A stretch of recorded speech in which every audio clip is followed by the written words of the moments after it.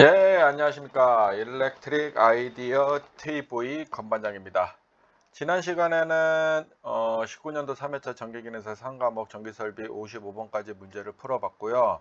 이번 시간에는 56번서부터 60번까지 19년도 3회차 이제 상과목 전기설비를 마무리를 할 겁니다. 일단은 그 전에 55번까지 간단히 복습하고 56번서부터 진행을 하겠습니다. 문제 해설을요.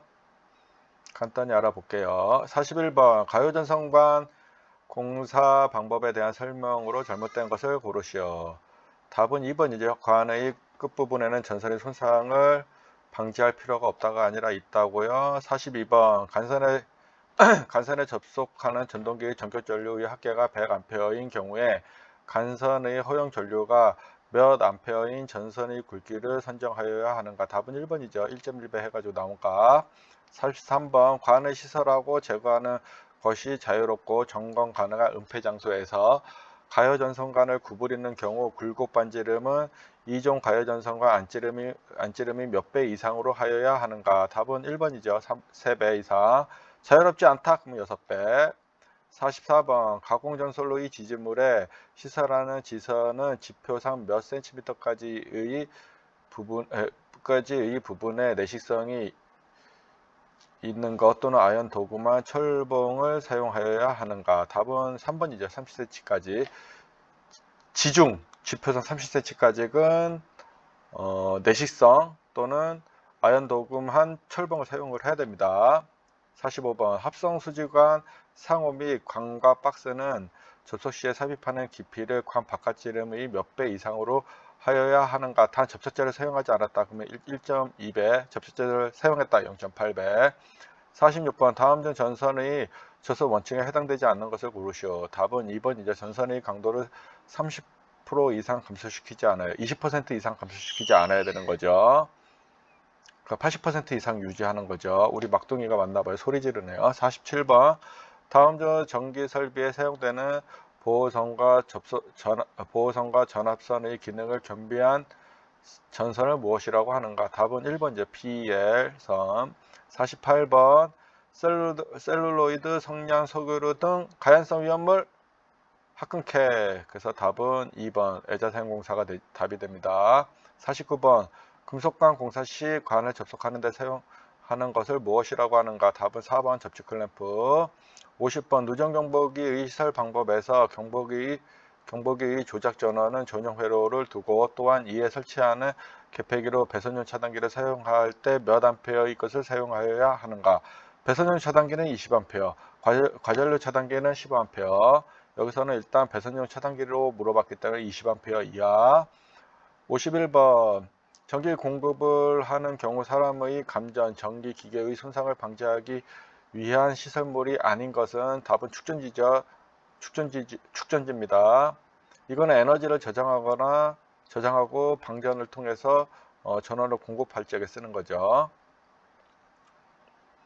얘 같은 경우는 이제 DC 배터리 차저, 그러니까 직류 전원을 이제 직방열 구조로 만들어서 원하는 전압 125V, 제어 전원이 보통 125V DC를 쓰는데 거기에 공급할 수도 있고요.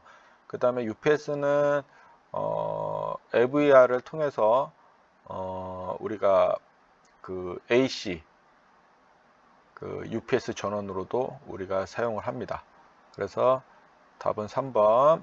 52번 백열전등 또는 방전등의 전기를 공급하는 옥내전로의 대지전압으로 물어봤기 때문에 300V, 사용전압으로 물어봤다. 400V 이하. 여기서는 대지전압이기 때문에 대상 300V.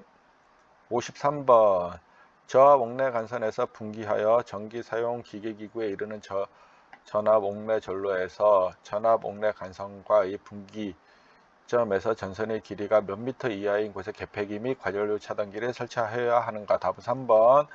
요거 읽어보시고. 45번 주상변압기 고압축, 저압축에 설치되는 보호장치가 아닌 것을 고르시오. 답은 2번이죠.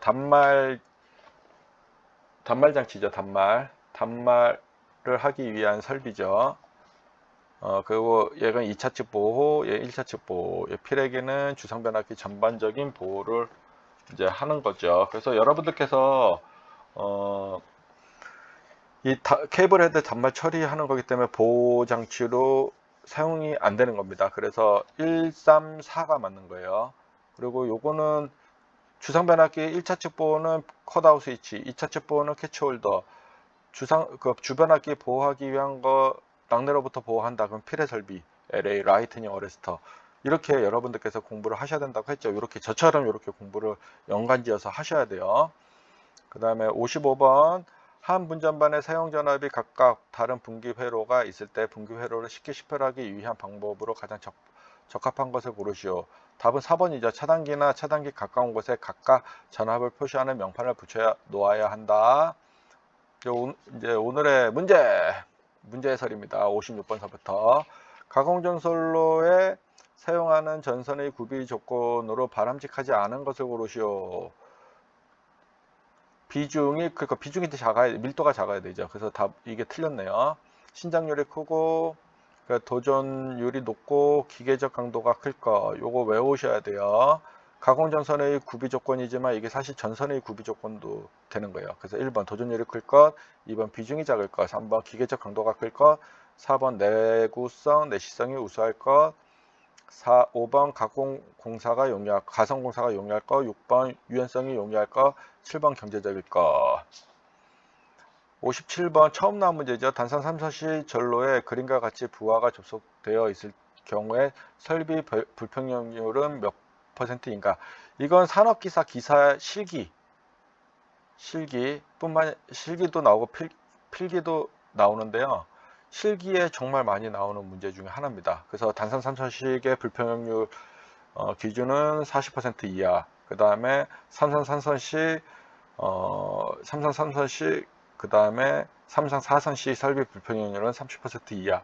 요거를 가지고서 얘를 계산해서 불평형률이 얼마가 나왔는데 얘가 불평률이 괜찮냐 안 괜찮냐를 물어보는 문제들도 나와요. 그래서 40% 이하면 괜찮은 거고 40% 초과하면은 부하 밸런스를 다시 맞춰야 되는 거죠. 그래서 여기 단상 3선 시설로에 그림과 같이 부하가 접속되어 있을 경우에 설비 불평형률은 약 몇 %인가?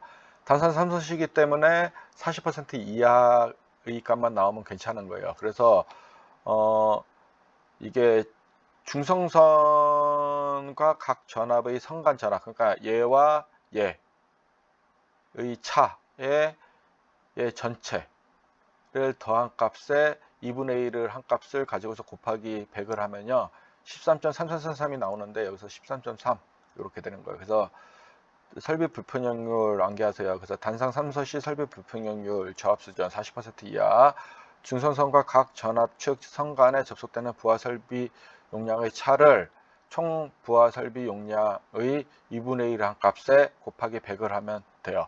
그래서 지금 5 빼기 4, 그 다음에 6, 그리고 10이죠. 그 다음에 얘 더하면 10에 플러스 5 하면은 15. 그래서 곱하기 2분의 1, 0.5죠. 한 값을 곱하기 100을 하면 13.333이 나오기 때문에 답은 1번이 됩니다.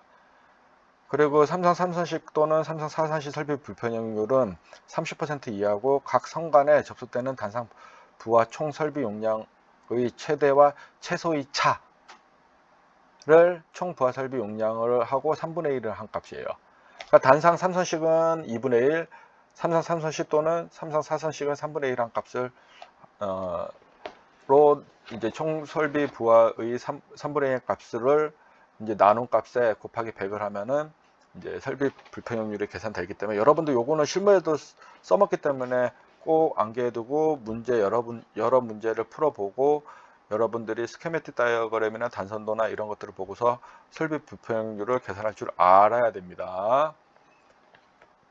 58번 버스덕트 공사에 의한 저하 목내 배선 공사에 대한 설명으로 틀린 것은 1번 습기가 많은 장소 또는 물기가 있는 장소에 시설하는 경우에는 5개형 버스덕트를 사용했다 맞고, 덕트 상호간 및 전선 상호가 견고하고 또한 정기적으로 완전하게 접속하였다 맞고요. 3번 버스덕트 공사에는 접주 공사를 하면 위험하다. 아니 접주 공사 해야 되는 거고 덕트의 끝부분은 막아야 한다 맞고요. 그래서 답은 3번입니다.